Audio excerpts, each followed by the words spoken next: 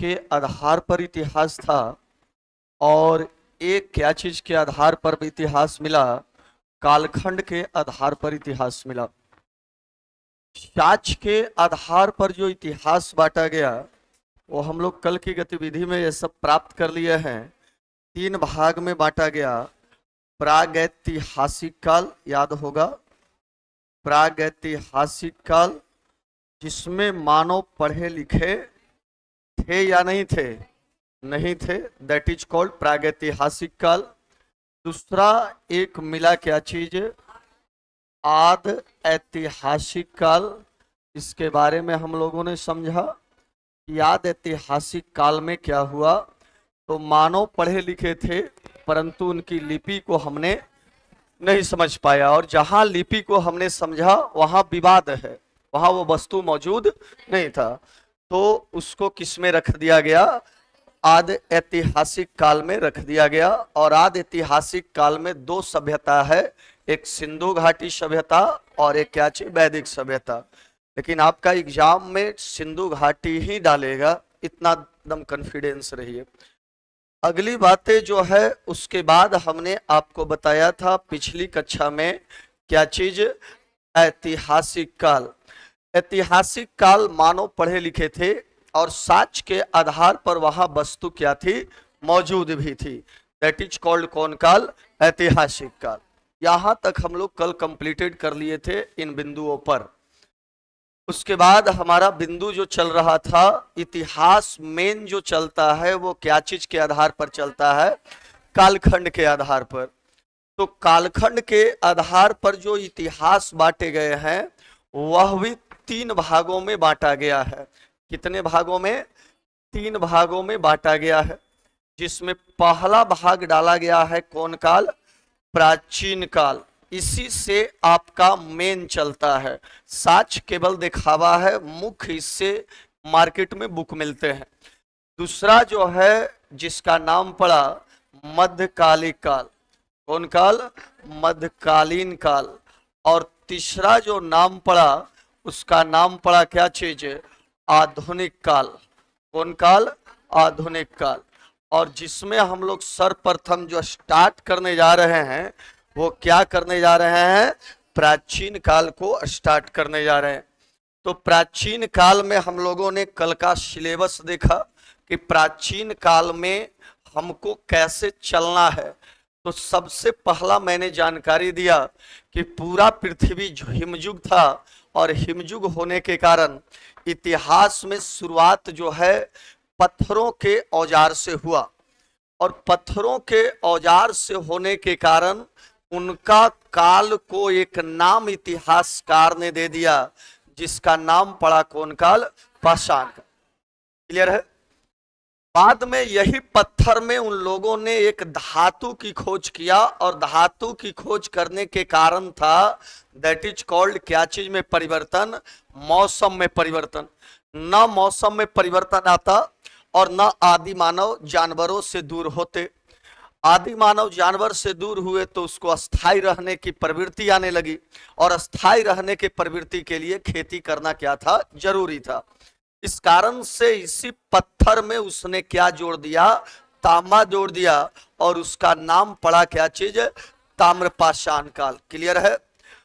और अब शुरुआत की पहली धातु जो मानव ने खोजा और उसी को नाम पड़ गया क्या चीज, तांबा।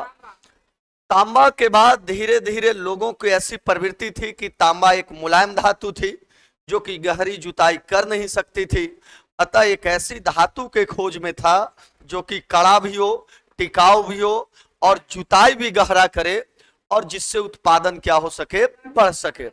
इस चलते उसने एक नई धातु का प्रयोग किया, तांबा में थोड़ा सा मिला करके क्या लगाया, टीना मिलाया, और एक नई धातु लाया क्या चीज, कांसा।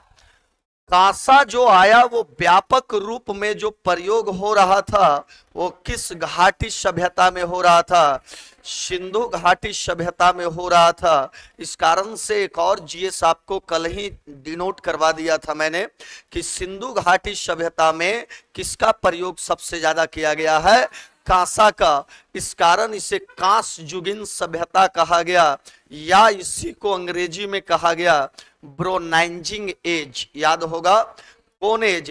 ब्रोनाइजिंग एज। ब्रोनाइजिंग एज के नाम से जाना गया किसको? कांस्य युगीन सभ्यता को। इसके बाद हम लोगों ने आगे की बलबूते को इसमें हम लोगों ने देखने का कोशिश किया। स्लाइड होगा कि नहीं? इसके बाद अगली जो सभ्यता मिलकर के आई, कांसा के बाद हम लोगों ने क्या खोज लिया? लोहा।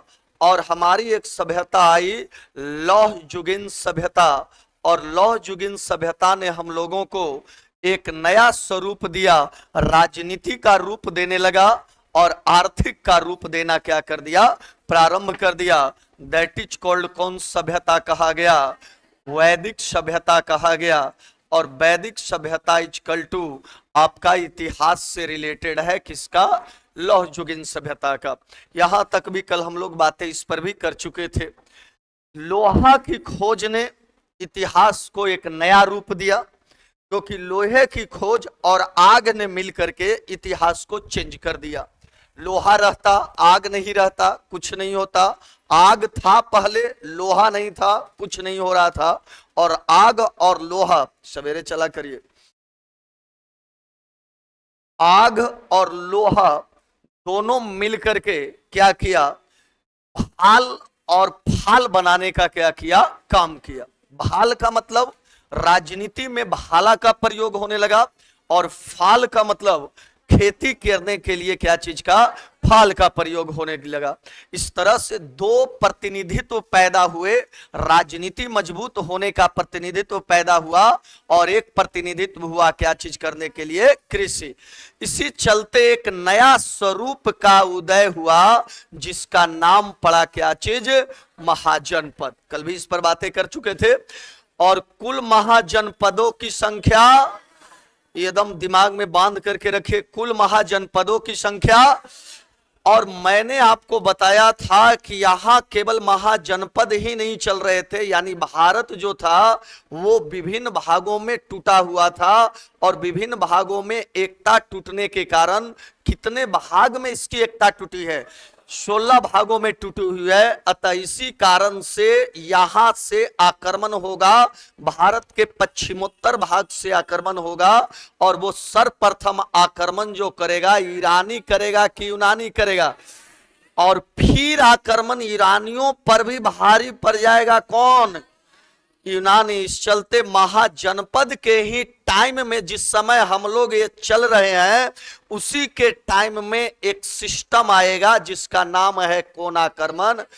विदेशी आक्रमण। याद होगा कौन आक्रमण?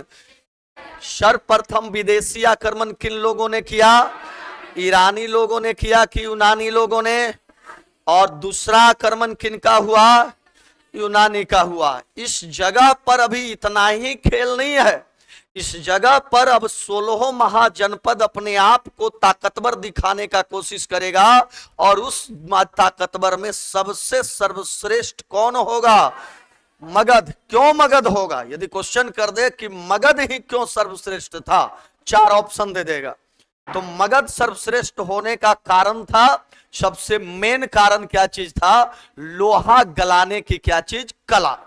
सबसे ज्यादा मेन कारण था इसको क्या चीज गलाने की? कला। लोहा गलाने की कला जो था वो किसके पास था? मगध के पास था। दूसरा, मगध में जितने राजा बैठेंगे, कल बताए थे कितने वंश काम करेंगे, और 4 वंश काम करेंगे, तो पहला वंश कौन आएगा? कौन वंश? और दूसरा वंश कौन आएगा? हर्यक वंश। और तीसरा वंश कौन आएगा? पता होगा कौन वंश? शिशुनाग वंश। और चौथा वंश कौन आएगा? नंद वंश। यानी मगध के जितना भी वंश बैठेंगे, वो सभी वंश के जो भी राजा होंगे, सब क्या होंगे? सब के सब राजा विस्तारवादी नीति का होगा। कौन वादी नीति का? सर, विस्तारवादी नीति का मतलब क्या होता है? विस्तारवादी नीति का मतलब है यदि मेरा एरिया इतना है तो इतना ही क्यों रहेगा, यह एरिया को मैं आगे भी क्या करूंगा? बढ़ाऊंगा। तो ये सब जो नॉलेजमेंट दिया गया है, ये चारों वंश के जो भी शासक आए हैं, सब किस नीति का प्रयोग किया है? विस्तारवादी नीति का प्रयोग किया। और इस नीति में क्या करेगा? कितना चीज का प्रयोग करेगा? 3 चीज का। या तो क्या करके प्रयोग करेगा? विवाह। जैसे पहले राजा विवाह करता था तो क्या मिलता था? जगह जमीन मिलता था, और जगह जमीन मिलता था तो वो एरिया किसका हो जाता था? राजा का हो जाता था। दूसरा, जब विवाह से नहीं माना तब क्या करता था? दूसरी नीति लगाता था। क्या चीज? युद्ध। और उसकी तीसरी नीति जो लास्ट में काम करता था वो क्या था? कूटनीति। क्या था? कूटनीति।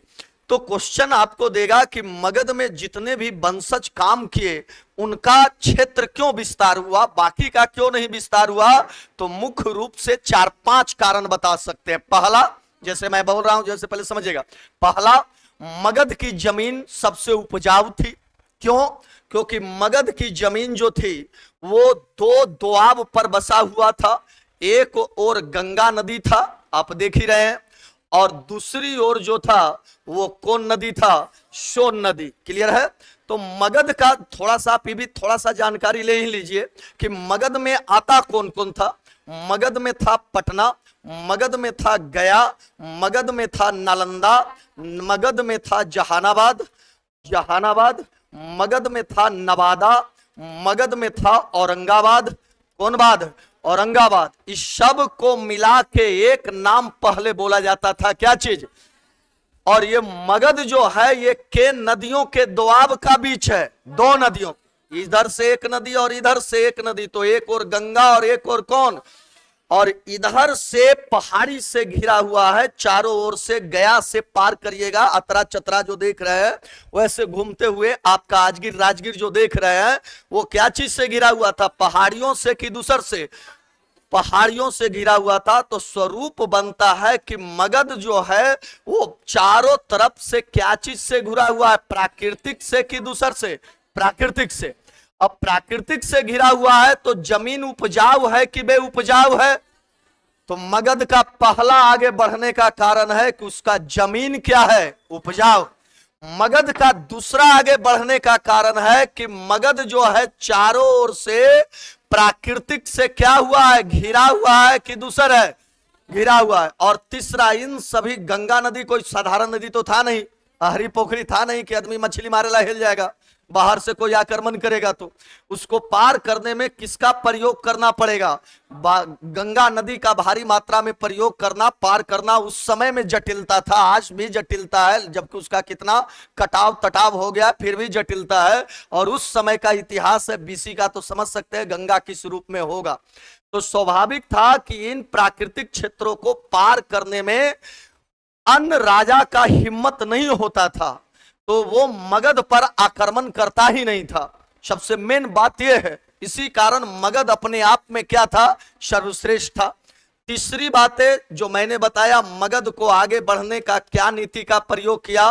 विस्तारवादी नीति का। राजा जो भी आया, जो बाहर में विवाह किया, अंदर में विवाह नहीं करता था, बाहर में विवाह करता था। ऐसा नहीं कि घरे में विवाह हो रहा है, नहीं। मैं मगध का राजा हूं, मैं विवाह करूंगा कहां से? अंग से। मैं विवाह करूंगा कहां से? कौशल से। मैं विवाह करूंगा कहां से? बज्जी से। ताकि उससे विवाह करेंगे तो मुझे कुछ जमीन मिलेगा, संबंध अच्छा होगा, कल किसी से लड़ाई करेंगे तो यहां से बगल से हमारा ससुराल से क्या आएगा? सेना आएगा, और हमको ताकत बढ़ेगा कि घटेगा? बढ़ेगा। दैट इज कॉल्ड, यही सब कारण किसको आगे बढ़ा देता है? मगध को आगे बढ़ा देता है। तो हम लोग जो पढ़ रहे थे जिसका नाम था महाजनपद, और महाजनपद के ही टाइम में सेक्शन पढ़ना है कौन आक्रमण? विदेशी आक्रमण। और इसी समय में पढ़ना है मगध का क्या चीज? वंशज। मगध का क्या चीज? ये सब का सब पढ़ना है के 100 बीसी से 600 बीसी से। कितना बीसी तक इसको देखना है? 322 बीसी तक। कल तो इस पर बातें भी कुछ उठे थे, लेकिन आज थोड़ा सा एक भाषण लिख लीजिएगा मोटा तौर पर साइड में। अभी सिलेबस पर मत लिखिएगा, कहीं साइड में लिख लीजिएगा, खाली होगा, या 600 जहां मगध को दर्शा रहे होंगे। केमा पॉइंट था आपका? केमा पॉइंट था आपका छठा। वो तो मौर्ज को अभी हम चर्चा में नहीं है, उससे पहले पांचवा पॉइंट था ना, महा। वो जब थोड़ा सा जगह हुआ बचता है तो उस जगह पर थोड़ा सा लिख लीजिए, मगध क्यों आगे बढ़ा। थोड़ा सा लिख लीजिए, हो सकता है घुमा दे। मगध क्यों आगे बढ़ा, थोड़ा सा जगह होगा, उसी जगह में थोड़ा सा लिख लीजिएगा, ये दे सकता है क्वेश्चन उसको। फिर तो डिटेल में हम लोग इसको बांधेंगे ही। मगध क्यों आगे बढ़ा, पहला लिख लीजिएगा, भौगोलिक क्षेत्र से घिरा होने के कारण। भौगोलिक क्षेत्र से घिरा होने के कारण, घिरा होने के कारण। फर्स्ट डाल लीजिएगा, भौगोलिक क्षेत्र से क्या होने के कारण, घिरा होने के कारण। क्लियर है, इस क्षेत्र से घिरा होने के कारण। भौगोलिक, भौगोलिक में कौन कौन, गंगा, सोन और पहाड़ियों से घिरा होना। क्लियर है। दूसरा कारण लिख लीजिएगा, उपजाऊ जमीन होने के कारण। उपजाऊ जमीन होने के कारण, उपजाऊ जमीन होने के कारण, उपजाऊ जमीन होने के कारण। तीसरा लिख लीजिएगा, विस्तारवादी नीति के कारण। सवेरे चला करिए, विस्तारवादी नीति के कारण, न तो यही आदत रह जाएगा स्कूलों में। विस्तारवादी नीति के क्या चीज, कारण। क्लियर है। चौथा, वैवाहिक संबंध, इसी से संबंध है, मत लिखिए इसी में। विस्तारवादी में तो तीनों हो जाएगा, अब चाहे ब्याह हो, चाहे युद्ध हो, चाहे राजनीति करे, है ना। तो दैट इज कॉल्ड, यही तीन कारण मेन है किसको बढ़ने का, मगध का। जबकि कितने महाजनपद हैं, 16। तो क्या 16 महाजनपद का वंशज पढ़ना है। इतिहास मौगा को नहीं लिखता है, किसको लिखता है, मर्द को। और इसी चलते मगध जो था सबसे शक्तिशाली था, इसी चलते इतिहास में किसका नाम आया, मगध का। कीजिए, मगध का आया कि अन्य महाजनपद का आया, मगध का आया। समझ में आ रहा है। तो आप समझ रहे होंगे कि मगध क्यों आगे बढ़ा और क्यों इसका बढ़ने का क्या था, कारण था। क्लियर है। अगली बातों को हम लोग अब बात आगे बढ़ते हैं। मगध तक तो हम लोग समझ गए थे कल के सिलेबस में, आज का सिलेबस आगे धीरे धीरे हम लोग बढ़ते हैं। मगध के अंतिम वंशज था जिसका नाम था घनानंद। मत बोलिए, घनानंद आदमी का नाम है, नंद वंश था। क्या नाम था। अब जरा सा शासक थोड़ा सा पकड़ा देते हैं, कहे कि चैप्टर पढ़ाएंगे तो प्रॉब्लम होगा। पहला सुनिएगा, मगध जब शुरुआत हुआ था, कहानी निबंध सुनिएगा तभी आपको सेटअप बैठेगा। मगध जब शुरुआत हुआ था तो मगध में एक वंश सबसे पहला नींव डाला था, बिहद्रथ नाम का व्यक्ति था। कौन नाम का, बिहद्रथ। तो बिहद्रथ ने कहा कि हम अपने नाम से वंश को चलाएंगे। पहला वंश बिहद्रथ है, आप सुन रहे होंगे, देख रहे होंगे, पहला वंश कौन है। तो कहा कि मैं अपने नाम से वंश को क्या करूंगा, चलाऊंगा। इस चलते बिहद्रथ ने अपने नाम से मगध में, कहा में, राजगृह में, ये कहा में, राजगृह में अपने नाम से वंश क्या करने लगा, चलाने लगा। क्लियर है, समझ में आ ही रहा होगा। इतिहास का पन्ना कहता है कि बिहद्रथ ने विवाह तो किया परंतु एक भी उसके संतान नहीं हुए। अतः बिहद्रथ ने संतान की उपेक्षा को लेकर के दूसरा विवाह कर लिया कि भाई वंश रहेगा तभी तो हमारा सिस्टम चलेगा। इस चलते दूसरा विवाह किया, लेकिन विवाह तो किया लेकिन पूर्ण रूप से उसका फिर भी सफलता मिला उला नहीं। क्लियर है। अब ये बुढ़ाऊ जो बिहद्रथ था, बूढ़ा अवस्था में आ चुका था। अब सोचा कि अब तो मेरा ही स्थिति खराब है, अब कितनों ब्याह करेंगे तो अब तो पुत्र का हमको प्राप्ति होगा नहीं। इतिहास का पन्ना कहता है कि वह निकल गया, राजपाट पूरा छोड़ दिया। कहा कि वंश से नहीं है तो ऐसा जमीन कौन काम के, इतना बड़ा एरिया का मैं मालिक हूं और आगे कोई भोगभैया ही नहीं है। तो वो निकल गया है और निकलने के बाद उसको राजगृह के जंगल में एक साधु मिलता है। साधु से भेंट होता है। साधु ड्रेस देख के कहता है कि लगते हैं कि स्कूल ड्रेस पहन के निकले हुए हैं, कहीं डीएवी स्कूल में पढ़े तो न जा रहे हैं। पूरा ड्रेस जो पहने हुए था उससे लग रहा था कि वो राजा है। इस बात को नजर आया किसको? साधु को। कहा कि ऐसा प्रतीक हो रहा है कि आप राजन हैं। कहा कि हाँ हम राजा हैं, मैं बिहद्रथ हूं और मैं मगध का राजा हूं। कहा कि राजा है तो राजमहल में रहिए, इधर क्या करने आए हैं? कहा कि राजमहल काटने को दौड़ता है, क्योंकि एक भी वंश है ही नहीं तो काहेला रहे। कहा कि लीजिए, साधु क्या जान रहा था कि डबल ब्याह कैले है। कहा कि लीजिए आम का फल या जो भी फल दिया, कहा कि अपनी पत्नी को खिला दीजिएगा, वो पत्नी आपका क्या हो जाएगी? गर्भवती हो जाएगी, आपको संतान की क्या हो जाएगी? प्राप्ति हो जाएगी। कहानी नियत मत सुनिएगा, इसमें सब जीएस है। क्लियर है? आगे चल रहा है। अब इतिहास जो है वहां आया, और आया तो अपने पत्नी को खिला दिया। अब पत्नी का दोनों को मुंह देखा, देखा कि एक पत्नी इधर है, एक पत्नी इधर है, तो कहा कि दोनों मेरे लिए प्रिय है। अतः वो काट करके उसको क्या कर दिया? आधा हिस्सा इसको दे दिया और आधा हिस्सा उसको दे दिया। दोनों पत्नी गर्भवती हो गई। राजा बहुत खुश था कि बुढ़ारी में पहली बार संतान का हमको सुख मिल रहा है, क्योंकि मगध की जनता उसे टोन लगाता था। टोन का मतलब समझ रहे हैं? बोलता था कि बुढ़ाऊ कायला बैठल है, चल हट। समझ रहे हैं? यह बहुत खुश था। लेकिन जब जन्म लेता है तो आधा हिस्सा जो है एक पत्नी के गर्भ से निकलता है और आधा हिस्सा जो है दूसरे पत्नी के गर्भ से निकलता है। ये सोच करके राजा जो बुढ़ऊ था बिहद्रथ, ये सोचा कि सवेरे यदि ये जनता जानेगा तो आओ हंसी करेगा कि बुढ़ारी में बच्चा भी जन्म लेलको तो उसने अठमांगरे जन्म लेलको। इस कारण से वो रात्रि में ही बच्चा का जो लोथड़ा था वो क्या कर दिया? फेंकवा दिया। कौन? बिहद्रथ। पहले घने जंगल में जो भी शासन व्यवस्था होती थी वो राक्षस के द्वारा पहरा दिया जाता था। इसके द्वारा? राक्षस के द्वारा।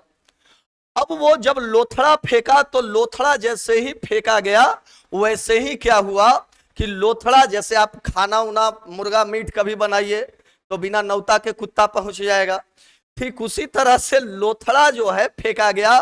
तो राक्षस एक थी जिसका नाम था क्या चीज? जरा। तुम निमन से समझते चलिए एक लाइन को, क्या नाम था? जरा। तो जरा नाम की राक्षसनी जो है यहां पहुंचती है लोथड़ा को खाने के लिए, और जैसे ही लोथड़ा का दोनों भाग उठाती है तो अचानक लोथड़ा क्या हो जाता है? सट जाता है। इस कारण इतिहास में बिहद्रथ का अगला बेटा जो होता है जरा के संधि करने के कारण उसका नाम पड़ा क्या चीज? जरासंध। यानी बिहद्रथ वंश का पहला राजा जो होगा वह कौन होगा? बिहद्रथ होगा। और बिहद्रथ का उसके बाद बेटा कौन होगा? जरासंध होगा। क्लियर? समझ में आ रहा है? जरासंध की कहानी आप बहुत किस्से कहानियों में पढ़े होंगे कि जरासंध राजगृह का राजा बना था और यह चंद्रवंशी कास्ट से संबंध रखता था। जरासंध, आज भी चंद्रवंशी लोग भी जो भी होंगे तो वो जो भी कास्ट से रिलेटेड है उससे हमको कुछ लेना देना नहीं है। तो यह राजा तो बना लेकिन राजगिरी के यानी कि मगध की जनता को शोषण करता था, और मगध की जनता और स्त्रियों को खास करके शोषित वर्ग किया करना का काम करता था कौन? जरासंध। इसके इतिहास में कहा गया कि दैट इज कॉल्ड जरासंध के इस कारनामे को लेकर के आपको पता होगा कि इस कारनामे को लेकर पुराणों में कहानी है कि कृष्ण आए थे किनको लेकर के? भीम को लेकर के। और आप राजगृह वगैरह वगैरह घूमते होंगे तो वहां एक अखाड़ा है। किसका अखाड़ा है? जरासंध का अखाड़ा है। और भीम को ला करके उसको युद्ध में क्या किया गया था? मारा गया था, जिसमें कृष्ण ने अपनी कूटनीति के चाल चले थे और कहा था कि यह व्यक्ति मरेगा ही नहीं। कब तक? जब भी चीरता फाड़ता था तो वो वापस क्या हो जाता था? ये सब कहानियां किससे आप जानते होंगे। लेकिन कृष्ण ने एक खेर उठाए और बाएं को दायां फेंका और दाएं को बायां फेंका और कहा कि ये ऐसे मानने वाला नहीं है, इस तरह से इसकी मृत्यु होगी। यानी बाएं भाग दायां फेंकिए और दाएं भाग बायां फेंकिए। तो इतिहास के पन्नों में दूसरा राजा जो बना बिहद्रथ वंश का, कौन बना? जरासंध। जरासंध के बाद जो अगला राजा बना उसका नाम था सहदेव। क्या नाम था? यानी जरासंध का बेटा था दो, एक सहदेव था और एक ऋतुपुंज था। फिर से बोल रहा हूं, एक सहदेव था और एक कौन था? ऋतुपुंज था। तो सहदेव की मृत्यु गद्दी पर ही हो गई, क्योंकि इसकी तबीयत हमेशा खराब रहता था। बड़ा बेटा जरासंध का बैठा सहदेव, और ये तुरंत मर गया। और इसी कारण अगला शासक जो बना वह कौन बना? ऋतुपुंज। तो यहां से के जीएस देगा, 2 जीएस बस।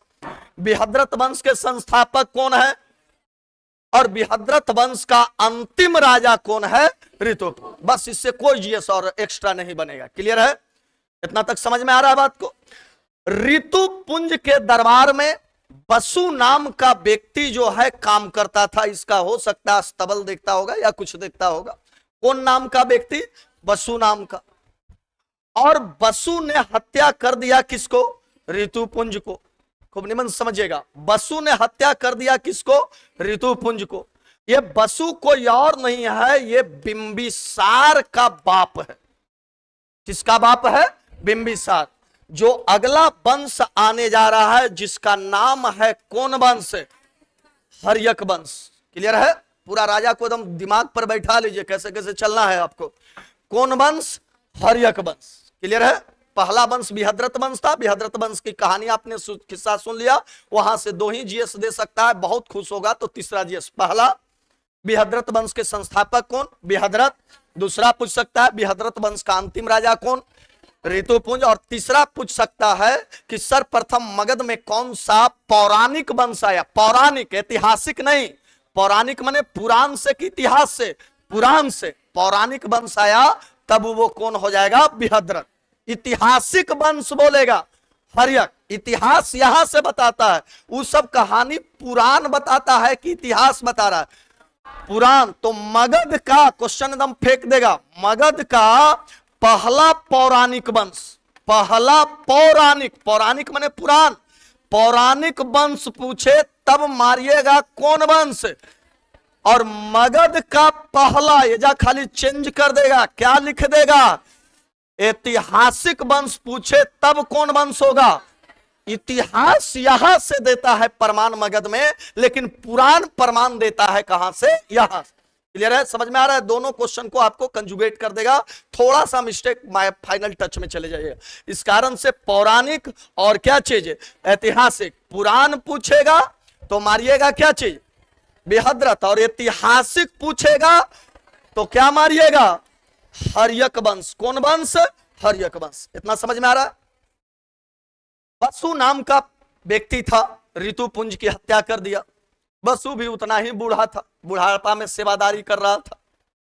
बसु का ही बेटा था जिसका नाम था बिंबिसार।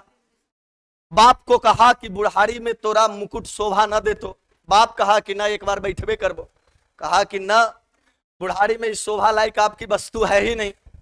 गद्दी पर बैठने से पहले बसु पूरा प्रयत्न कर रहा था कि मैं ही गद्दी पर बैठूं, लेकिन गद्दी पर बैठने से पहले बिंबिसार ने अपनी बाप बसु की ही क्या कर दिया?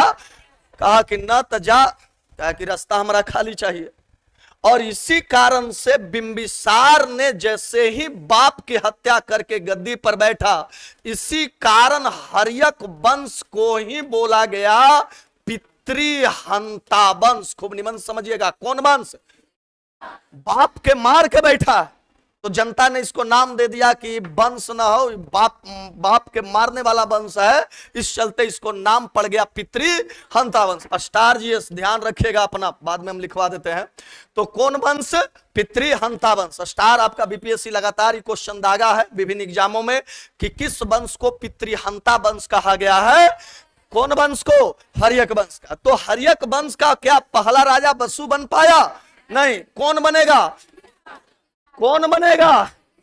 बिंबिसार बनेगा। एक चैप्टर हम खिंची दे रहे हैं साथ ही में, क्योंकि आए हुए तो इसको हम खिंची दे रहे हैं। तो ये पूरा क्या चीज पर चल रहा है? मगध पर कि दूसर पर? मगध पर चल रहा है। क्लियर है? अब बिंबिसार कहां का राजा बना हुआ है? मगध का राजा बना हुआ है। बिंबिसार जब मगध का राजा बनता है तो मगध के बगल में एक महाजनपद है जिसका नाम है अंग। क्या नाम है? मगध। क्वेश्चन पूछेगा मगध के सटा महाजनपद कौन था? फिर से बोलिए, मगध के सटा महाजनपद कौन था? अंग था। और अंग और मगध के बीच एक नदी बहती थी और उस नदी का नाम था चंपा। क्या नाम था? फिर क्वेश्चन घुमा देगा कि अंग और मगध के बीच कौन सी नदी बहती थी? इसी चलते अंग की राजधानी चंपा थी। समझ रहे हैं? इसी चलते अंग की राजधानी, 16 महाजनपद पढ़ना है, उसमें अंग की राजधानी क्या दिया है? तो किसके नजदीक सटा हुआ है? मगध के नजदीक की दूसर? यहां मगध है और सबसे इधर में पूर्वी भाग में कौन है? अंग है। कौन है? अंग है। और यहां बैठा हुआ है कौन? बिंबी। बिंबी। और यहां बैठा हुआ है ब्रह्मदत्त। कौन बैठा हुआ है? खूब निमन समझिए, कौन बैठा हुआ है? ब्रह्मदत्त बैठा हुआ। बिंबिसार पूछता है जाकर के, क्या अंग मुझे दोगे? कहा कि ना, अंग कैसे दे देबो, अंग के लिए तो लड़ाई करना पड़ेगा। कहा कि तोरा बहन हो? कहा कि न। आप बेटी हो? कहा कि न। औरत हो? कहा कि न। तो है कहा लगी बेकार में। समझ में आ रहा है? इसी चलते, क्योंकि बेटी बहन औरत का अलग खोज रहा था ब्याह करने के लिए। यदि ब्याह हो जाता तो संबंध मगनी के मिल जाता और अंग पर वो क्या कर लेता? अधिकार कर लेता। सिंपल सा कंसेप्ट था उसको। कहा कि नहीं है भाई, व्यवस्था तो है ही नहीं मेरे पास। तो कहा कि तब बुढ़वा कहला तू बैठल है, that is called Brahmadatta. Question बहुत बार पूछा है कि बिंबिसार जिस समय मगध का राजा था, उस समय अंग का राजा कौन था? ब्रह्मदत्त। समझ में आ रहा होगा? ब्रह्मदत्त को कहा कि तब तो ये जमीन तुमको बेकारे में नजर आ रहा है। इस कारण से बिंबिसार ने अपना युद्ध छेड़ दिया किसके प्रति? अंग के प्रति। और अंग को उसने क्या कर लिया? जीत लिया। अस्टार्जियस। मगध में सर्वप्रथम मिलने वाला महाजनपद कौन था? उस समय मगध का राजा कौन था? अंग और मगध के बीच कौन सी नदी बहती थी? अंग की राजधानी कहां थी? मगध की राजधानी कहां थी? राजगृह। राजगृह। 5 6 7 जीएस आपको ये पढ़ी से समझ में आ गया होगा। क्लियर है? क्षेत्र बढ़ा कि घटा? मैंने पहले भी बताया कि मगध का राजा ताकतवर होगा, विस्तारवादी नीति का क्या करेगा? प्रयोग करेगा। और वो क्षेत्र को आगे बढ़ाएगा कि पीछे बढ़ाएगा? बिंबिसार को ऐसा लगा कि इतना से भी नहीं मन भरा है, तो वो उस समय एक और ताकतवर राजा चल रहा था। किसके समकालिक? मगध जैसा। जैसे ये भी मगध फैला हुआ था, उसी समय एक और राजा यहां फैल चुका था जिसका नाम था कौशल। क्या नाम था?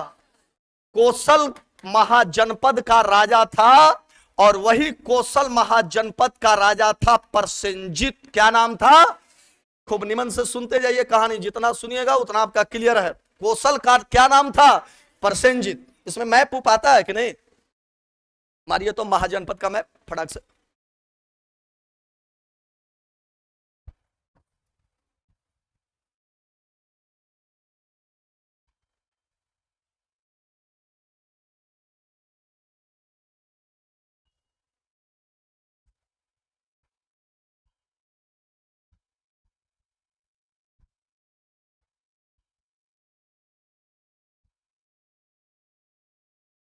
तो चले लगेगा,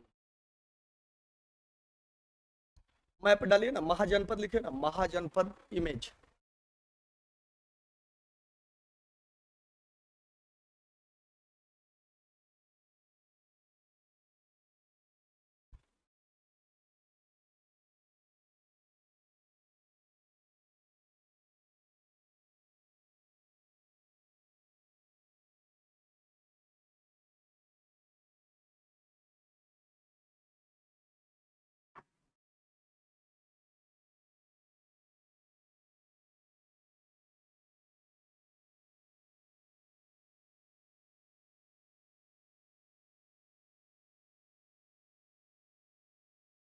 अब कर दीजिए, राइटिंग चलेगा ना?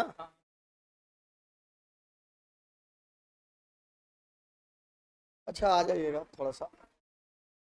That is called Magadh. देख रहे हैं?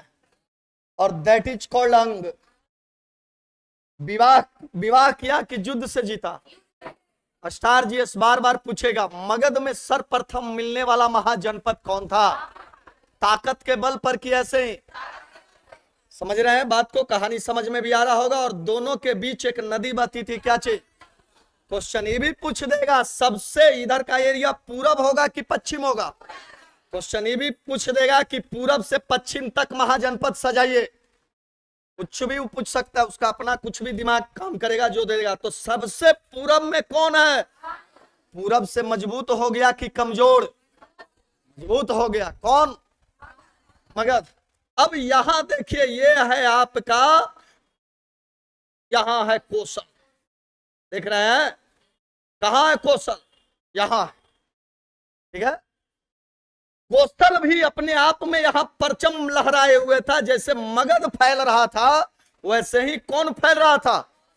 और ब्याह का गतिविधि उसी के साथ होता है जो जैसा रहता है उसके साथ विवाह का अपना संबंध रखता है।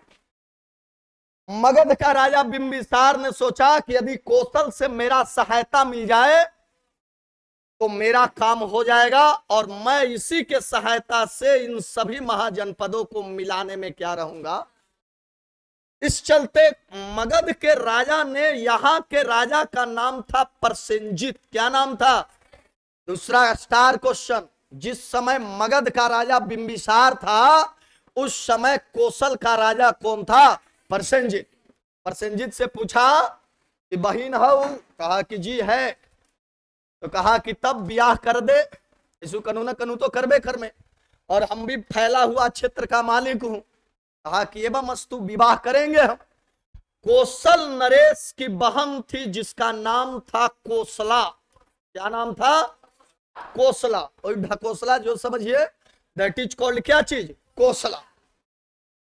कौशल नरेश की बहन कोसला से ब्याह हुआ, और ब्याह हुआ तो कोसला को सजने सवरने के लिए उसका भाई ने एक जमीन का बड़ा टुकड़ा दे दिया कि तू सजिए सवरिए एकरे से, दैट इज कॉल्ड काशी। क्या दे दिया? काशी। समझ सकते हो, उस समय सजने सवरने के लिए खाली मिला था जमीन उसको। किसको? कोसला को। समझ रहे हैं? जो काशी से जितना आय होगा उस आय से तुम पति के फेरा में मत रह, उस आय से अपने सजो और अपने सबरो, दैट इज कॉल्ड काशी। तो काशी का मालिक कौन होगा? मगध। मिला लिया तीन गो को, दो गो को मिला दिया, एगो किसको? एगो किसको? संबंध किससे अच्छा कर लिया? यहां का मेन मालिक है कि कमजोर मालिक है? अब बीच में कहीं भी कोई बीचे पड़ेगा तो इसको कूटेगा ना, दोनों दन से, ससुरारियों से आकर के, इधर से आकर के। क्षेत्र फैल रहा है कि घट रहा है? इसी कारण इतिहास लिखा है मगध का वंशज, ऐसा नहीं लिखा है कौशल का वंशज। यदि कौशल आगे बढ़ता तो लिखा था कौशल का वंशज, अंग आगे बढ़ता तो लिखा था अंग का वंशज। क्लियर है? अब बगल में इधर की ओर नजर आ रहा था बज्जी। क्या था? ये तीन महाजनपद बिहार में ही है, मगध, अंग और बज्जी। स्टार जी अगला दिमाग में डालिएगा, कितने महाजनपद बिहार में है? कौन कौन? मगध, अंग और बज्जी। क्लियर है? मगध, अंग और बज्जी। क्वेश्चन दाग सकता है, बहुत फेमस क्वेश्चन है, बिहार का है तो दाग ही देगा। कितने महाजनपद बिहार में है? तीन। कौन कौन? मगध, अंग और क्या चीज? बज्जी। अंग को जीत ही लिया, काशी मिल ही गया, कौशल से अच्छा संबंध बना ही लिया। बगल में इसको लग रहा था कि यदि बज्जी को मैं जीत लूं तो मैं अपने आप को बहुत भाग्यवान समझूं। बज्जी में उस समय राजा की व्यवस्था नहीं थी, पहली बार लोकतंत्रात्मक व्यवस्था, यानी कि नियम से, कानून से, जैसे आज कानून से सिस्टम चलता है उस तरह से बज्जी जो था नियम से चलता था। यानी नियम पहली बार, क्वेश्चन ये भी पूछ देगा कि पहली बार विश्व में, भारत ही नहीं विश्व में लोकतंत्रात्मक व्यवस्था की शुरुआत कहां से देखा जाता है? बज्जी से देखा जाता है। समझ रहे हैं? तो वहां राजा होता था, राजा होता था। जैसे आज प्रधानमंत्री तो राजे है, लेकिन वो किस नियम से बनाया गया? लोकतंत्रात्मक व्यवस्था की दूसरा नियम। लोकतंत्र, लोग चुनते थे राजा को, नियम बनता था, नियम के अनुसार राजा राज करता था। तो बज्जी में उसको चलाने के लिए 8 संघ होता था। के संघ? 8 संघ। और 8 संघ, आठों के आठों मजबूत थे, जिसमें सबसे महत्वपूर्ण था लिच्छवी संघ। कौन संघ? यानी बज्जी, जिसको बोला जाता है वैशाली। आगे पीछे ही नहीं होगा, कभी राइटिंग पर कभी इस पर। वो वाला दे दीजिए ना, ला करके इसमें डाल दीजिए ना, बड़ी दिक्कत होता है इस पर हम काम किए हुए नहीं है तो प्रॉब्लम होगा हमारा।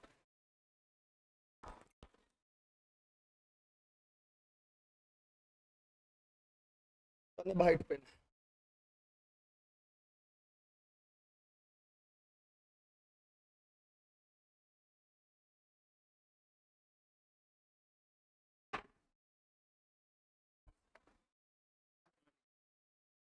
चलिए, बहुत अच्छा। तो मैंने बताया कि पहला विश्व में गणतंत्रात्मक व्यवस्था देने वाला कौन था? बज्जी था। और बज्जी के संघ में था। के संघ? और वो 8 संघ में सबसे प्रमुख कौन था? लिच्छवी। तो प्रमुख में ब्याह करेगा कि दूसर में? इसी चलते लिच्छवी राजकुमारी से विवाह किया कौन? बिंबिसार। लिच्छवी राजकुमारी था जिसका नाम था क्षेमा। क्या नाम था? क्षेमा। कहा कि लाओ एकरो से थोड़ा हमारा विवाह कर लेते हैं, जिससे बज्जी से भी मेरा संबंध क्या रहेगा? अच्छा रहेगा। क्लियर है? समझ रहे हैं? तो क्वेश्चन ये पूछ देगा कि लिच्छवी से बिंबिसार के संबंध कैसे थे? अच्छे थे या खराब थे? वैवाहिक की दूसर? वैवाहिक। क्लियर है? अब इसने सोचा कि जब अगल बगल विवाह कर ही लिए हैं, इसे हटेगा। अब इसने सोचा कि जब अगल बगल विवाह कर लिए हैं तो जरा सा पंजाबी लड़की से भी विवाह कर ले। पंजाब की ओर फानता है कि अगल बगल तो घूम घाम लेवे किए हैं, जरा सा सड्डे कुड्डे अड्डे पड्डे भी कर ही ले। तो वो पहुंचता है कहां? कुरु।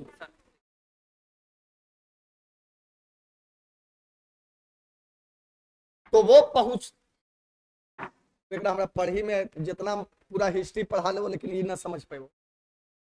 हमारा खाली टेच इन्फिनिटिव आप डलवा दीजिए, टेंशन फ्री रहेंगे। तो अब यहां से वो पहुंच रहा है कहां की ओर?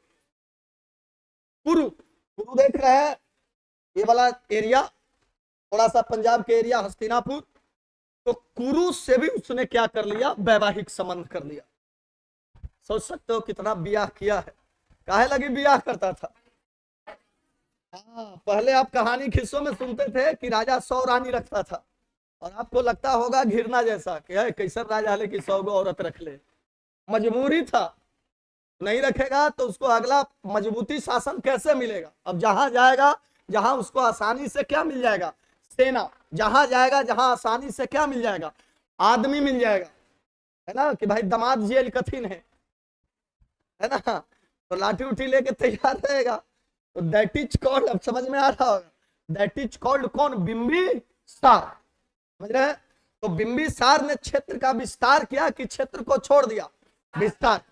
तो एक ही यहां से क्वेश्चन सबसे ज्यादा प्रमुख है, बिंबिसार ने कौन सा क्षेत्र, तो ब्याह न किया है, जीता है 2-4 गो किए गो?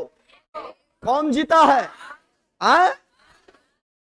उसने यहां तक आने का कोशिश किया। ये है अवंती। कौन है? अवंती है। और आना चाह रहा है कहां से? कहा कि एनु हमी यो, एनु हमी यो, एनु हमी यो, एहू हमी यो, यहां तक पहुंच गए। थोड़ा सा नीचे कमजोर चलते जो जरा सा उपाय कर ही लेते हैं। और जब ये चारों दने से बंधा जाता तो ये क्या करता? राजनीतिक खेल खेल लेता। अवंती के राजा जो था उसका नाम था चंड प्रधोत। क्या नाम था? पूछा कि बहन है? कहा कि जी नहीं। बस वही कहानी किस्सा, ब्याह करो मुफ्त में पाओ, जगह जमी। उस समय अवंती का जो राजा था चंड प्रदोत, कहा कि ना हमारा पास बहन हो, ना हमारा पास कुछ व्यवस्था हो, और लड़ाई जहिया तोरा लड़े लगे हो, जहिया तू लड़ लिए। क्यों? क्यों ये कह रहा था? क्योंकि यहां के आसपास इसका किसी से भी वैवाहिक संबंध, यदि ये जा छटपटा जाता, बचे देता, तुरंत इसको क्या कर देता? शांत कर देता, लेकिन एकदम साइड में है कौन? अवंती। तो यहाँ के राजा चंड प्रद्योत अवंती को जीतने का इतना कोशिश किया कि युद्ध भी किया, लेकिन अवंती को जीत नहीं पाया। स्टार जीएस, मगध में बिंबिसार ने किस क्षेत्र को जीतने में असफल रहा? अवंती। पूरा प्रयास किया तब नहीं जीता, तो सोचा कि दुश्मन बन जाएगा बेफजूलती में, इससे अच्छा है कि दुश्मन से अच्छा है मधुर संबंध रखिए। और मधुर संबंध रखने के लिए यहां का जो राजा था जिसका नाम था चंड प्रद्योत, क्या नाम था? क्वेश्चन पूछेगा, जिस समय बिंबिसार गद्दी पर बैठा हुआ था उस समय अवंती का शासक कौन था? उस समय कौशल अति कौशल का राजा कौन था? प्रसेनजित। और उस समय अंग का राजा कौन था? ब्रह्मदत्त। मुंह पर रखिए, अंग का राजा, कौशल का राजा और अवंती का राजा चंड प्रद्योत। चंड प्रद्योत जॉन्डिस से पीड़ित था, उसी से जॉन्डिस से पीड़ित था, अब मरता कि तब मरता। तो दोस्ती बढ़ाने के लिए बिंबिसार के दरबार में एक वैद्य रहता था जिसका नाम था जीवक। क्या नाम था? तो दोस्ती बढ़ाने के लिए जीवक को भेजा और कहा कि जाओ दुश्मन का तबीयत खराब है उसको ठीक कर दो, ताकि दुश्मनी क्या चीज में बदल जाए? दोस्ती में बदल जाए। और जीवक ने आकर के चंड प्रद्योत को पीलिया रोग से क्या कर दिया? मुक्त कर दिया। इस कारण से अवंती से संबंध अच्छे हो गए कि खराब हो गए? और इस तरह का जो इतिहास बना दैट इज कॉल्ड किसका बना? बिंबिसार। तो बिंबिसार जो है इतिहास में पहला ऐसा शासक है मगध का जो कि क्षेत्र को क्या कर रहा है? विस्तार कर रहा है। क्लियर है? बिंबिसार का बेटा था अजातशत्रु। कहा कि कहिया तक पापा ऐसे करते रहमो, बाप के मार के तू बैठले है तो तोरा थोड़े छोड़बो। अजातशत्रु ने अपने बाप बिंबिसार को मारा। क्या चीज? एक लड़की के चलते, प्रेमिका के चलते उसको इतना यातना दिया कि अंत में मर गया। वो लड़की कोई और नहीं है जिसका नाम है आम्रपाली। तुम निमन से समझते चलिए, जितने सुनिएगा इतना तक समझ में आ रहा है। क्या नाम है? आम्रपाली। आम्रपाली कोई और नहीं है, यही बज्जी वैशाली की एक बेश्या है। इतनी सुंदर स्त्री थी, इतनी सुंदर स्त्री जैसे आज के डेट में ऐश्वर्या राय उसी वो थी। तो उस समय एक आध दो सुंदर स्त्रियों का प्रचलन ज्यादा रहता था। इस कारण से सभी महाजनपद के राजा कहते थे कि ब्याह करबो तो ओकरे से करबो। केकरा से?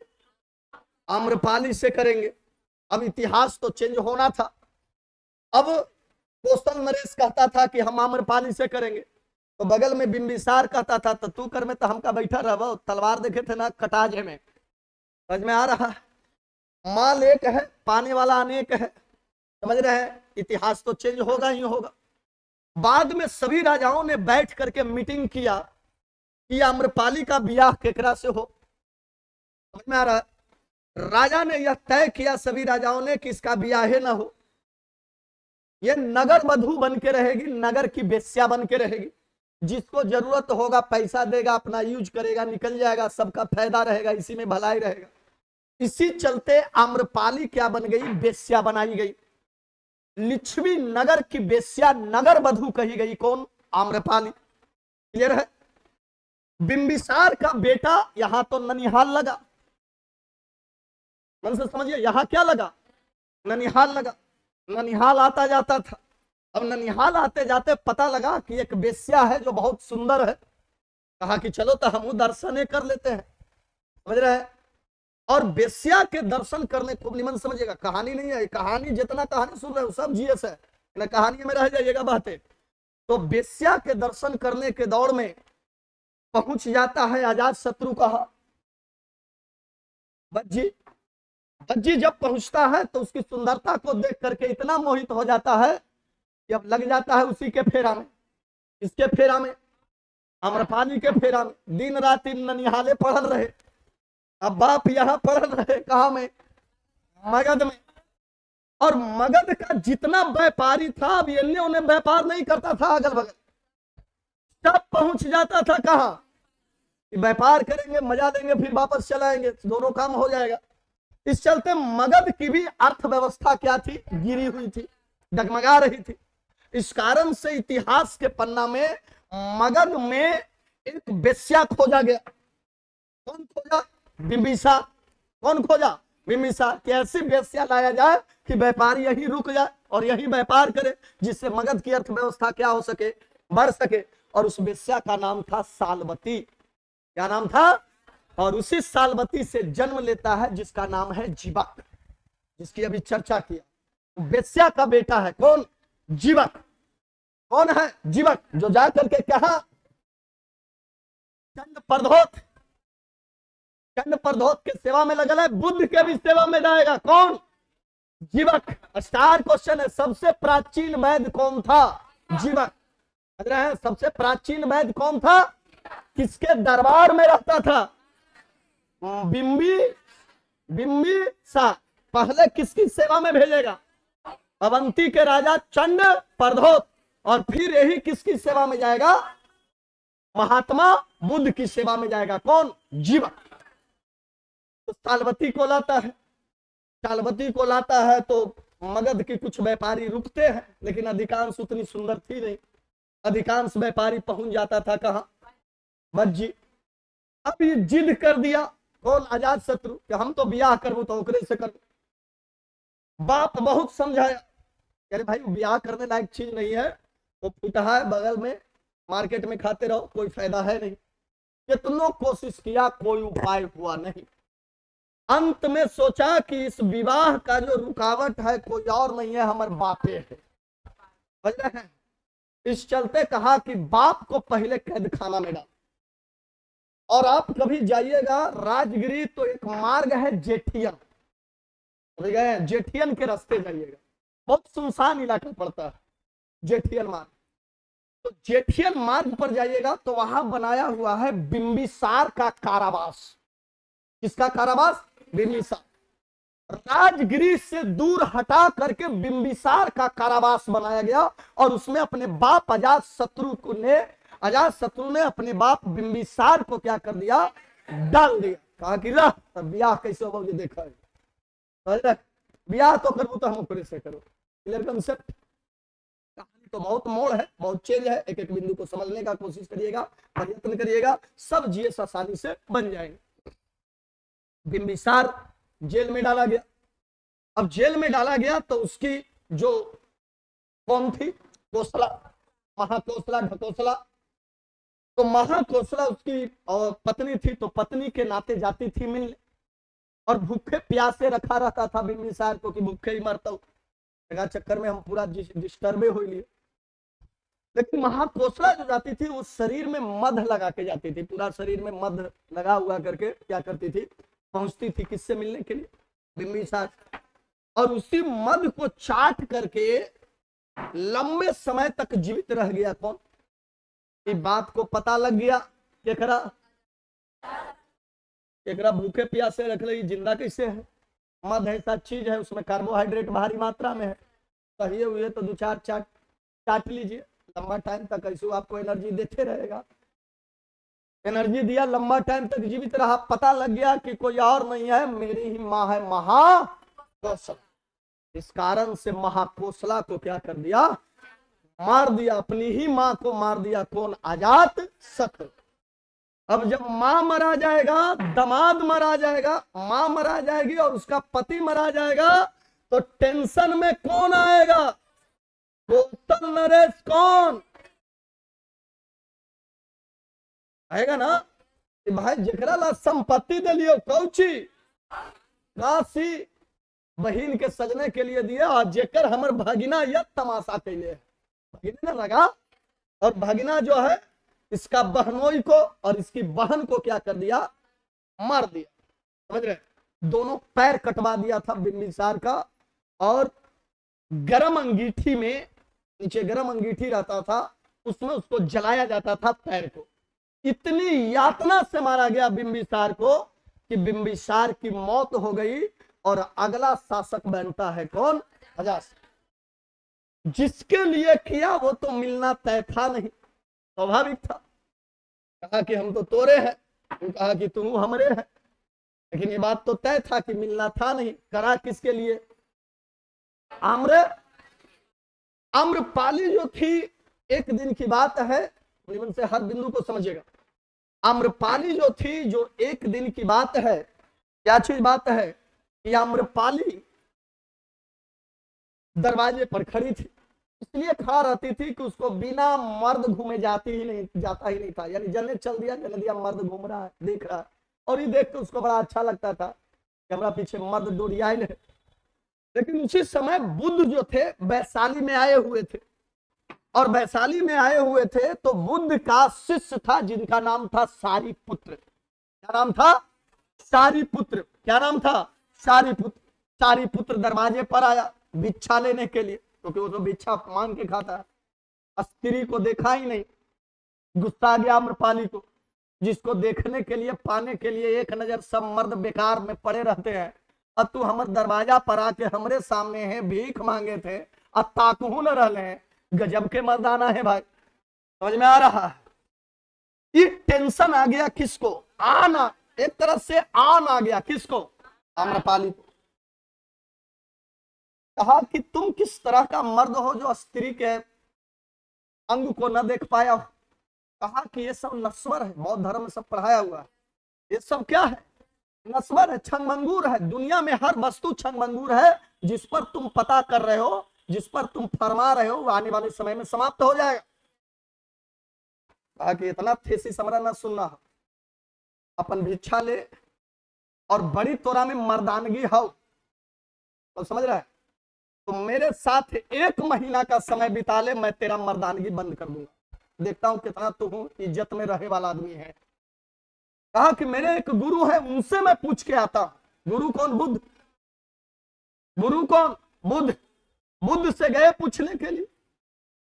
एक स्त्री हमको कहा है कि महीने भर मेरे साथ रहोगे तो मैं तेरा पुरुषत्व खोल दूंगा। पुरुषत्व मतलब पुरुष जिस स्थिति में रहना चाहता है, और पुरुष अपनी स्थिति लांग देता है, तो पुरुषत्व को क्या कहते हैं? खो देना। कहा कि मुझे पूरा विश्वास है, सूर्य पूरब से पश्चिम हो सकता है, सुमेरु पर्वत टूट सकते हैं, लेकिन सारीपुत्र अपने वचन से इधर से उधर नहीं हो सकता है। कहा 1 महीना क्या, 1 साल भी तुम रहोगे तो वह स्त्री तुम्हारा पुरुषत्व को नाश नहीं कर सकती। मुझे पूरा विश्वास है, ऐसी मैंने शिक्षा दिया है तुमको, समझ रहे? गया आम्रपाली के यहाँ रहा। रहने के दौर में इतिहास के पन्नों में, इतिहास का पन्ना बताया जा रहा है, रहने के दौर में महीनों महीनों बीत गया, लेकिन सारीपुत्र को कुछ बिगाड़ नहीं पाया। क्लियर है? और इसी कारण से सारीपुत्र से प्रभावित होकर आम्रपाली दौड़ी दौड़ी चली आई किसके पास? बुद्ध के चरणों में आकर गिर गई, और कहा कि मैं आज से बौद्धा बनूंगी, बुद्धि बनूंगी। अब जब वो बुद्ध बन गई है तो वह ब्याह करे थे, तो दुश्मन आजाद शत्रु का बन गया बौद्ध भी, और दुश्मन आजाद शत्रु का बन गया बाप भी। बाप को बिंबिसार, समझ रहे हैं? तो यहां तक की कहानी से क्या शिक्षा मिला? एक जीएस। अगला बात, निम्न में से कौन एक समकालिक है? एक क्वेश्चन डाले। समकालिक, समकालिक माने जो जो नाम आ रहा है वो सब एक समय का है कि अलग समय का? बुद्ध, बिंबिसार, अजात शत्रु, आम्रपाली, जीवक, समझ में आ रहा है? Brahmadatta, Prasenjit, clear? Star GS 4 गो नाम दे देगा और लिख देगा निम्न में से कौन समकालिक है, उन्हें छांटे। समकालिक का मतलब इस टाइम में हम लोग सब है, तो सब है तो कब, क्यों सब है? क्योंकि सबने पात्रता का काम किया, और पात्रता का काम किया तो क्वेश्चन को डब कर देगा। क्या कर देगा कि निम्न में से कौन समकालिक है?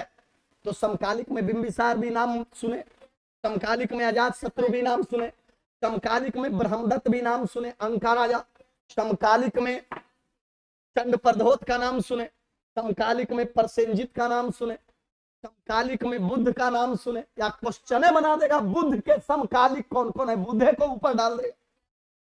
तो ये सब बुद्ध के जितने भी जीवक बुद्ध के समकालिक हो जाएगा। आम्रपाली बुद्ध के समकालिक हो जाएगा, सारीपुत्र बुद्ध के समकालिक हो जाएगा, सालवती, ये सब बुद्ध के क्या हो जाएंगे? समकालिक। क्लियर है? तो पहला राजा अजात शत्रु, सॉरी बिंबिसार, और दूसरा राजा कौन? अजात शत्रु। अजात शत्रु गद्दी पर बैठा, गद्दी पर बैठा तो कोसल छीन लिया, काशी छीन लिया। कौन? कहा कि बहनिये ना हो तो तेरा दियो कहा लगी।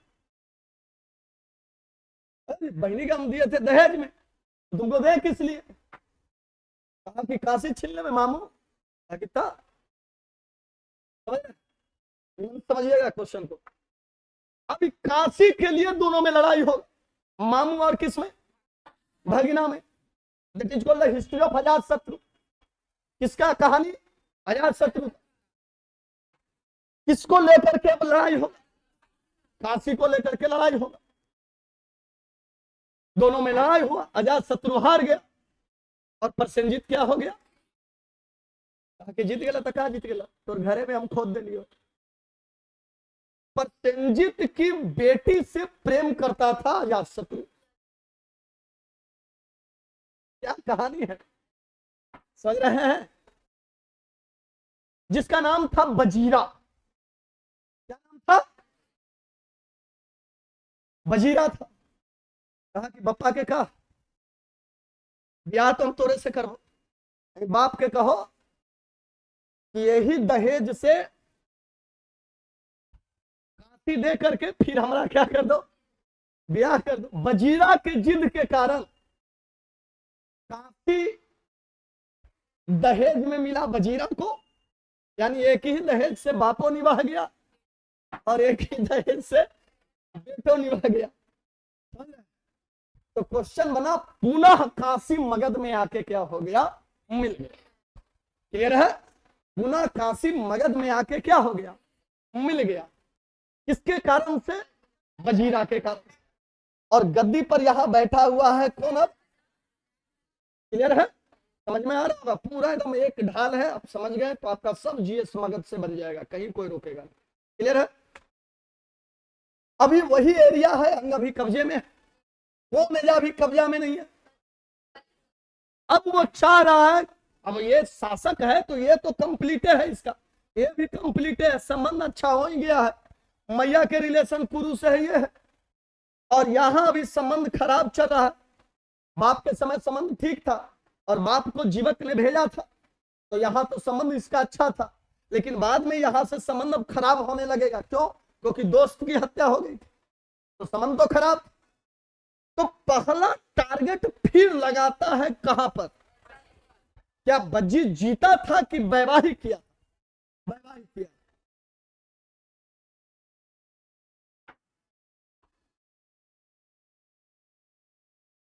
विवाह किया था, थोड़ा सा और समय ले लीजिए। विवाह किया था कहां में? बज्जी में। और बज्जी के संग में था? अभी बताया के संग। और उस 8 संग में सबसे प्रमुख लिच्छवी कौन था? लिच्छवी। तो बज्जी संघ पर जब आक्रमण करने की कोशिश किया तो इसका 2 मंत्री था। ये मंत्री? 2 मंत्री। 2 मंत्री को पहले भेजा, एक का नाम था सुनिधि और एक का नाम था बत्सकार। क्या नाम था? एक का नाम था सुनिधि और एक का नाम था क्या चीज? बत्सकार। के मंत्री? एक बार बार बोल रहा हूं, के मंत्री, नाम एकदम दिमाग में बैठना है। सुनिधि और क्या चीज? बत्सकार। कहा कि जाओ और बज्जी के 8 संघ में आपसे में लड़वा दो, और लड़वाओगे तो ये कमजोर पड़ जाएगा, और कमजोर पड़ जाएगा तो हम आक्रमण कर देंगे, और आक्रमण कर देंगे तो बज्जी को हम क्या कर लेंगे? सफल रहा। सुनिधि और बत्सकार ने ये काम करने में सफल रहा, और सफल रहने के कारण सुनिधि और बत्सकार के किए गए कूटनीति से किसको जीत लिया? स्टार जीएस अजात शत्रु ने मगध में किसको मिलाया था? और बिंबिसार ने मगध में किसको मिलाया था? क्लियर? अब समझ में आ रहा है क्या? हाँ, तो युद्ध से जीतेगा तब ना मिलाए ना कहलाएगा। हाँ,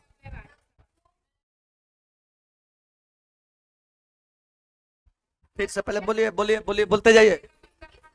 हाँ, जीतना नहीं कहलाता है, वैवाहिक संबंध कहलाता है, जिससे कुछ जीतना का मतलब होता है पावर ऑफ। क्लियर? वो है क्षेत्र से अच्छा संबंध रखना। वैवाहिक ब्याह में जितना नहीं कहलाता है, ब्याह का मतलब राजनीति हुआ।